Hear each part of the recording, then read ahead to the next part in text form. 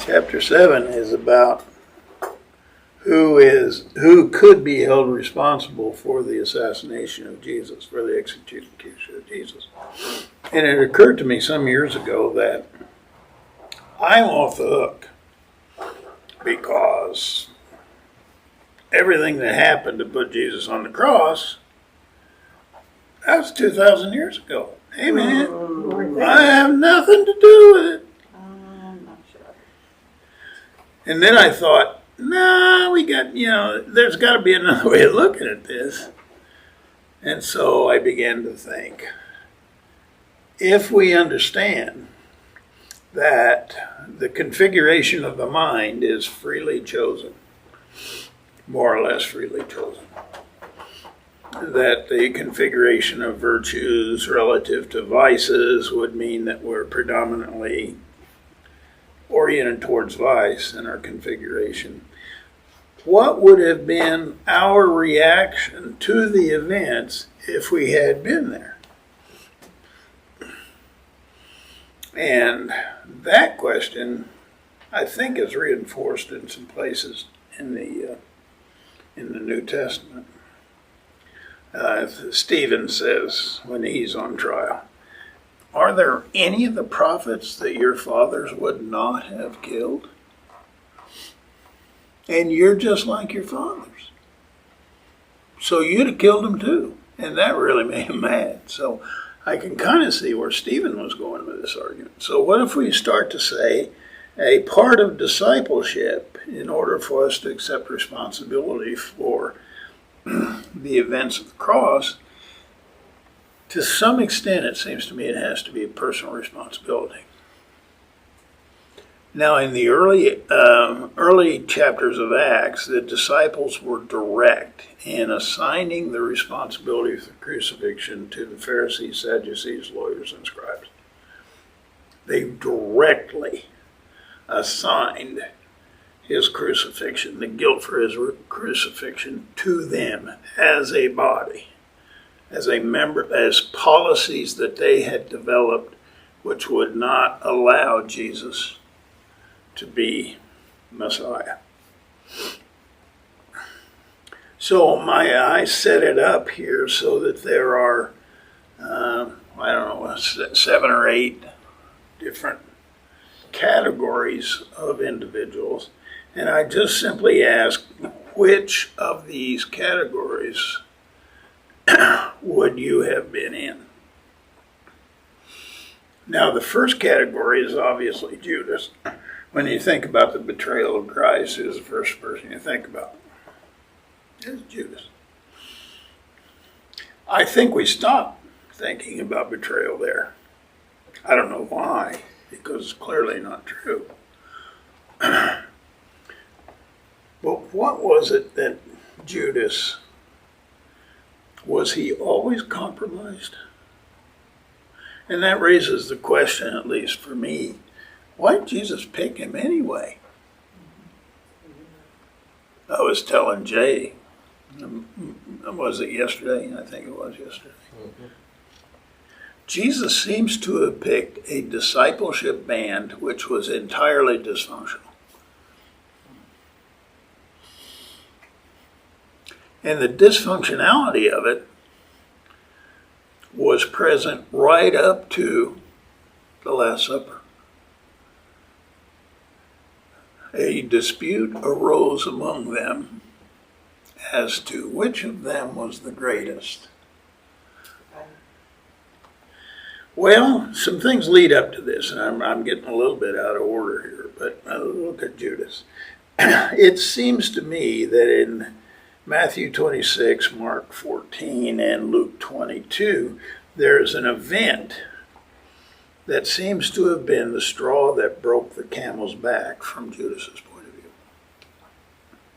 This is a case of a woman with a vial of perfume. And this woman broke it, anointed Jesus' head with it, and it precipitated immediately a reaction to say, well, why are you accepting this adulation from this woman? you could sell the perfume and alleviate some of the poverty. Well, I'm thinking, well, okay, yeah, you could probably alleviate. Then I started to think, well, how much poverty will it have alleviated? Because it says that it was worth 30 drachma. Does anybody in the 20th century know what 30 drachma is? That's what you explained, a day's wage. Yeah. I suppose if we look at today's wage, $200, you do $200 a day, 5 days a week, $1,000, and give you an annual income of $50,000. I think that's what it was, at least relatively reasonably. 30 days at $200 a day is, what, $6,000? What if you accepted the argument of the Pharisees to say, yeah, you should have given this to the poor. They deserve it. Here, you're basking in your adulation. What are you doing here, man? And he says, the poor you have with you always. And I thought, that's pretty insensitive. You ever think about that? That's insensitive. And I'm thinking, no, let's do the math. You have 30 days wages. If you gave 30 days of wages to a single poor person, how much poverty would that alleviate? Virtually none, right? Okay, let's break it down a little bit. Let's say that we'll give a drachma to 30 people. Now that would be helpful for a day. Well, would that alleviate much poverty? Well, I'm thinking these people are raising this objection for absolutely disingenuous causes. They really don't care about whether or not the poor's misery is going to be eradicated. But it appears in the text, Judas got mad. And it says, Satan went into his heart. And from that moment on, he began collaborating with the chief priests. Where does a guy have to be in order to be that angry over this incident? It seems to me not a significant incident, really. But he was angry to the point of... Now, if Judas had been with Jesus for how long? He was probably one of the later disciples, maybe. So maybe, a couple of months, 6 months after he'd gathered the original grouping. So he'd been there at least 2 years. How many times did he hear something like the Sermon on the Mount? Every day. How many times do you think he heard the parables that we have? We have 40 parables. Is that all of the parables that Jesus ever told? I doubt it. And could he tell the same parable in different times and locations with a slightly different variation on it? And yet you'll get New Testament callers who say, oh, this rendition of the parable, man, that's a deviation from this one, so I wonder which one's the original one. Well, please tell me why they both can't be original. But that's the silliness of scholarship from my point of view. I'll quote them later. Go ahead. So Judas begins to betray him. There's a place in the... Don't you think Jesus knew when he accepted Judas as one of the disciples that he was going to betray him? I'm reluctant to go there. I know the doctrine of omniscience is there. If Jesus is God, then he knows everything that there is to know. So he had to know when he picked Judas that Judas was going to betray him. Well, now, if that's the case, does Judas have free will?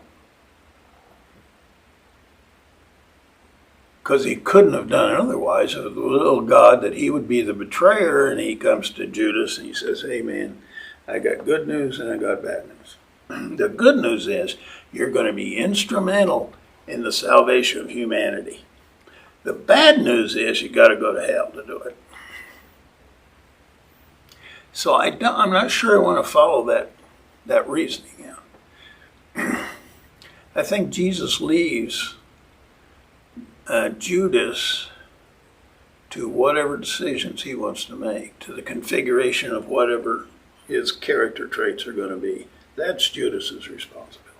And if Judas had decided not to, it's not like there were not other people who would have stepped up.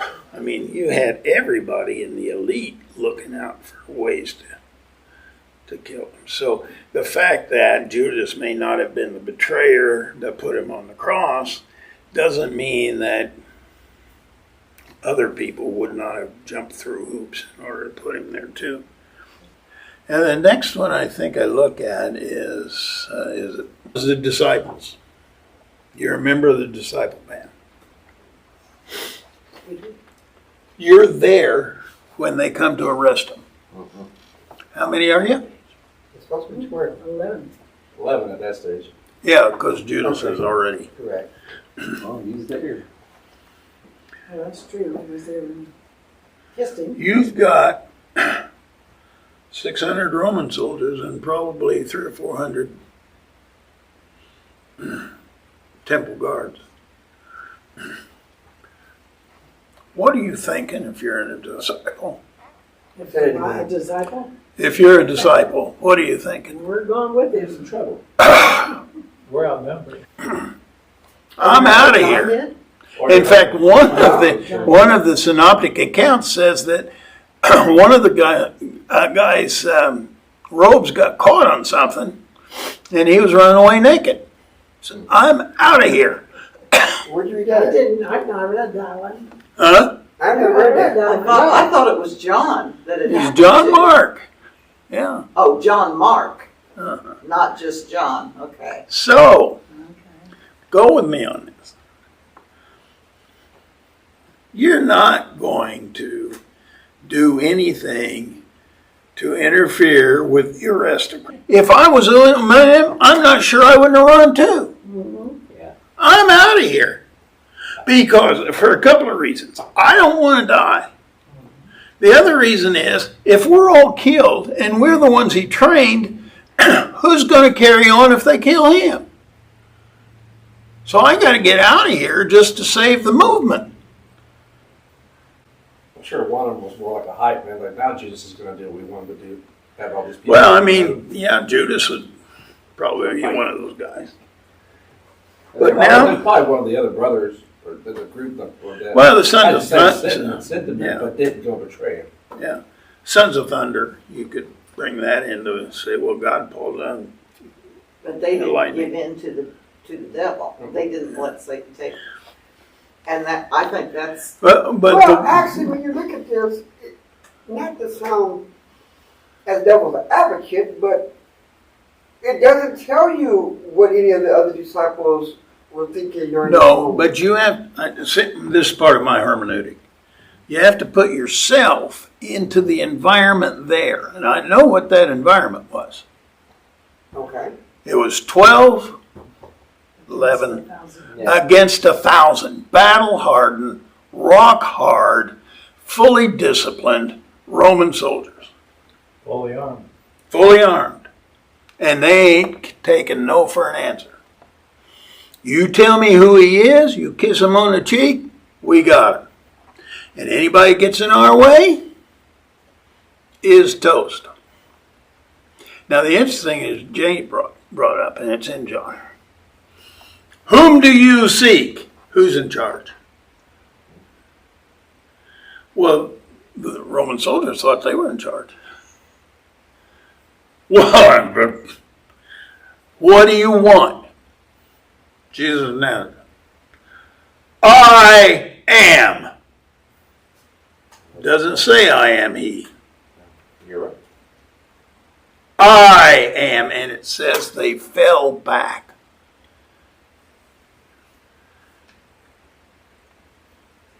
Would you like to have been there? 600 Roman soldiers and maybe 300 or 400 temple guards, and they're terrified when he says, I am. Temple guards would have probably known that from Exodus. What is your name, God? Moses asks, and he says, Asher Echia, Asher Echia. I am that I am. And I just wonder, Jesus is still in charge. Still in charge. He says, let these guys go. You're here for me? Let them go. And I'm pretty sure they say, yeah, we've only got an arrest warrant for you. Okay, so, all right, those guys take off. Terrified by bullies. And you're going to turn the church over to those people? Because someday they're going to have to stand where Jesus stands. And they're going to have to answer for the faith that resides in them. Then there's Peter. If you were going to defend your master against 600 Roman soldiers and 200 or 300, maybe 400 temple guards, and you're carrying a sword, what are you going to do with the sword? Get somebody angry. It says that he drew the sword, swung the sword, and cut off a minor servant's ear. Well, that'll get the Romans' attention. Cut off his ear? A minor servant? Says he was a servant. Malchus was a servant, high priest. What's that mean? I mean, if these are all soldiers, I don't know that they all are. You just said the Bible didn't say, he said, I'm he. No, doesn't the word. No, don't be quoting your version. The Greek text. He'll pull the Greek out. The Greek text says, ego eimi. I am. Which happened first? The cutting off of the ear and Jesus healing the ear? Or Jesus saying, I am? I'm not sure. I have to check that. Because if they saw that miracle, if some of them, not 1,000 of them. Yeah, they would. Well, that I'm not sure how much difference that would make. Yeah. But his rebuke was to Peter. Mhm. Put your sword away. You really think that your sword is going to do much good in this environment? Well, Peter didn't think. He just. Well, when did he wasn't ever? Stupid. He was very impulsive. Well, see, this is part of my view on the disciples at large. And I just wonder, as I told Jay yesterday, I wonder if he didn't put together a dysfunctional group on purpose.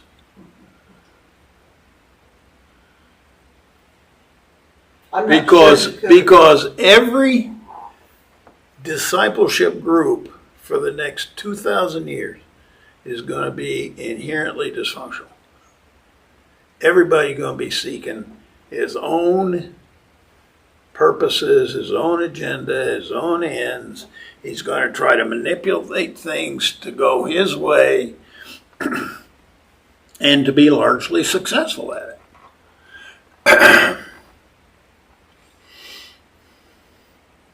Now, if you raise that question, which I'm prepared to raise, he actually wanted to see how dysfunctional people could be trained together.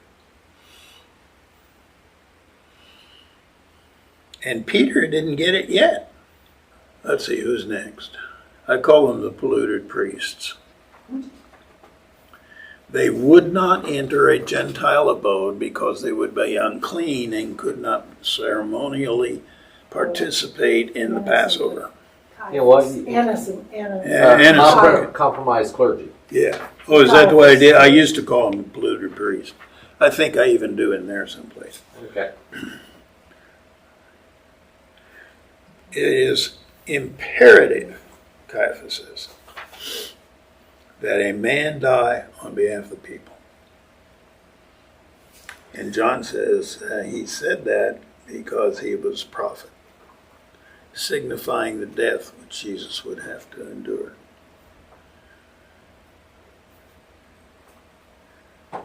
They wouldn't even level a charge. I mean, the best charge they've got from their Jewish point of view was he was a blasphemer. He appropriated to himself the prerogatives that were exclusively God's. He forgave sins. Well, only God can forgive sins. What are you doing forgiving sins? By what authority you forgive a man his sins? Only God can do that. And Jesus says what? Oh, you want to know my authority?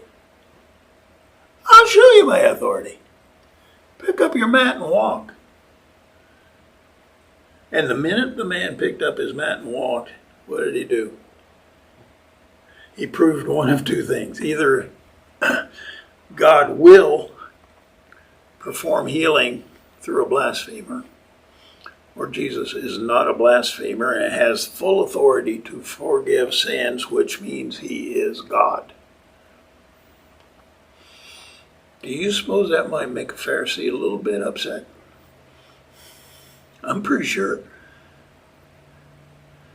they were maddened right out of their minds. So they contrived this. Well, he said he was a king of Israel.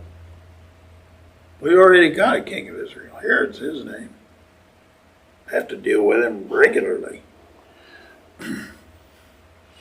No, he's a threat to the Roman Empire. Well, go judge him according to your religious law. We can't execute him. Well, sure you can. Torah let a religious law let you stone people all the time. Not a problem. Go stone them. You ever think about that? Just recently thought about that. We want him on a cross. We want him to die the most grotesque way that Roman authorities can devise. Stoning, no. He's got to die. Worse than stoning. I mean, you catch a rock at the right place in your head, you're unconscious. We want that man to suffer for hours and hours and hours and hours. We know that people hanging on a cross can survive for very, very long periods of time under excruciating pain. That's what we want for him. We do not have the authority to crucify anybody. So we need you to do it, Pilate. And Pilate says, well, you got to have a charge. We're into Pilate now. Well, if he did not break some law or other, we wouldn't bring him to your court. That's not a charge. I want to know what the charge is. So he and Jesus get together, and Pilate cross-examined him. Are you a king? And Jesus says, well, is this merely an allegation or is this a formal charge? It's merely an allegation. I don't have to respond. If it's a formal charge, I cannot be called as a witness against myself.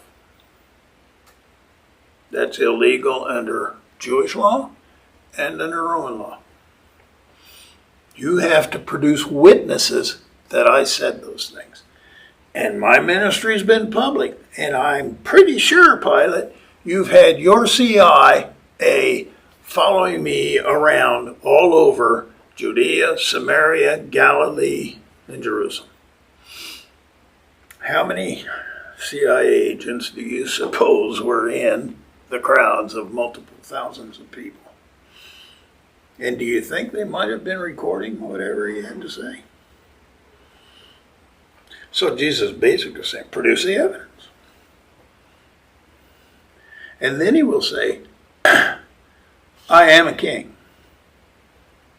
Well, then why doesn't Pilate just regard that as a confession? I am a king. Well, there ain't no kings here, but my kingdom does not rise up out of this world. If my kingdom, like the kingdom that you're suggesting, if that was the case, my people would be in the streets fighting. There's nobody fighting in the streets. My people are not fighting you in the streets. Now, if you arrested some insurgent or other, I suspect maybe his group would be harassing you and all kinds of things. I would love to have had a full transcript of that interrogation. Because he goes out, he calls a recess in the interrogation, he goes out to the crowd and he says, what? I find no basis for the charge against this man.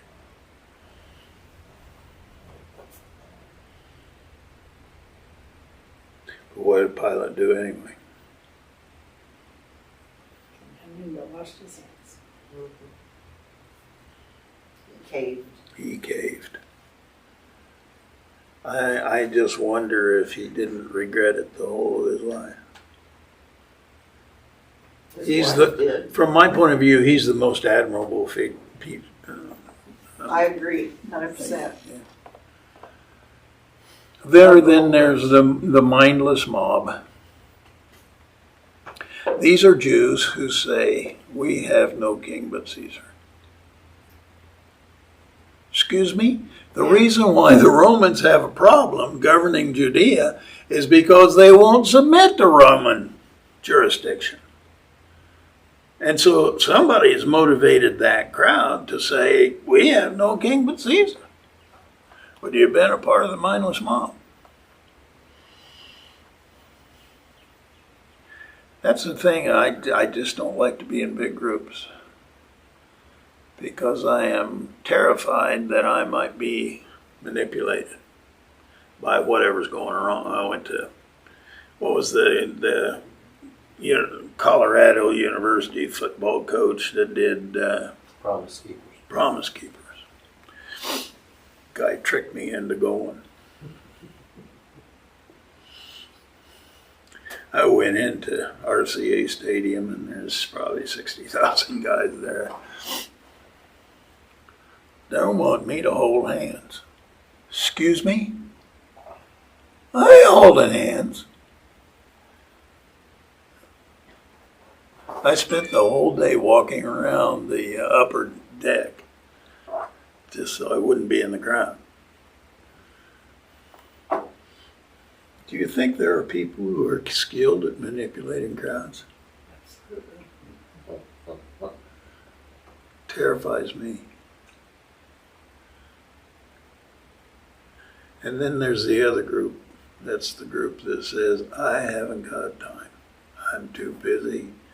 I got places to go, people to see, got to get stuff done. Sorry about your luck, Jack, but... Now, my purpose in writing the chapter is to say, I want everybody to start to think. Would you have been in any of those? If you were in that environment on that day or on that weekend?